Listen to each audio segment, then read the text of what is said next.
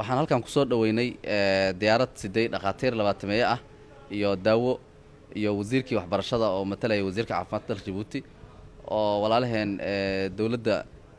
Djibouti ay noogu soo direen inay ka qayb qaataan gurmadka qaraxyadii ay khawaarijta ka geysteen kilometer 5 Zobe anigoo ku hadlaya magaca guddiga gurmadka qaraxii kilometer 5 gudoomiyaheeda anoo ku hadlaya iyo magaca wasaaradda caafimaadka guud ahaan iyo xukuumaddaba waxaan aad ugu mahadcelinayaa garab istaaga baaxadda leh ee walaalaheen Djibouti ay nagu garab istaageen sidii wax loogu qaban lahaa dadka ku dhibaatoobay qaraxyadaas waxaan guud ahaan u mahadcelinayaa shacabka Djibouti ugu horeeyo madaxweynahooda Ismaaciil Cumar Geelle iyo wasiirka wasaaradda caafimaadka iyo dhammaan xukuumadda Djibouti sidoo kale waxaan u mahadcelinayaa ambassador Maxamed Rashiid oo asigana muhiim u ah isku xirka labada dal ee walaalaha ah halkan u jooga ayaan u mahadcelinayaa insha Allah taala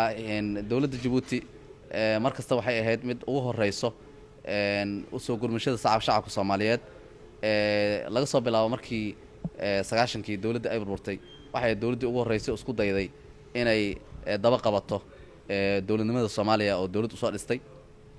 haddana markii dhibaatada laga bixi waayay dawladda ugu horeysay oo la aqoonsan yahay waxa lagu soo dhisay dalka Djibouti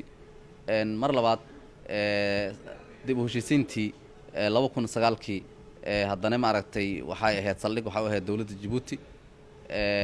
oo dawlad kale lagu soo dhisay oo waa cusub oo furmay mar labaad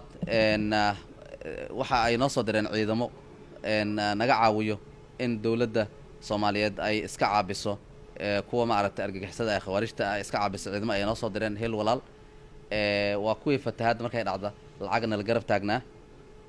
maanta oo qaraxay ay dhacayna dhaawacyadiinii bay u soo direen dhaqaatiir baaxad leh iyo daawo si ay u daweeyaan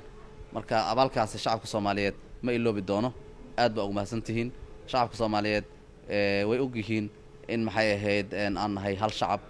iyo hal dhiig inaan nahay iyo ma aragtay hal dad inaan nahay way og yihiin taasna ay keentay dareenka damqashada leh ee mar walbaba aad ugu horeysaan dunida kale aad ugu horeysaan shacabka Soomaaliyeed aad la garab taagantihiin annagana waan ka mahadcelinaynaa abaalkaasna waan idin haynaa aad baa u mahadsantihiin walaalaheen Djibouti soo dhawaada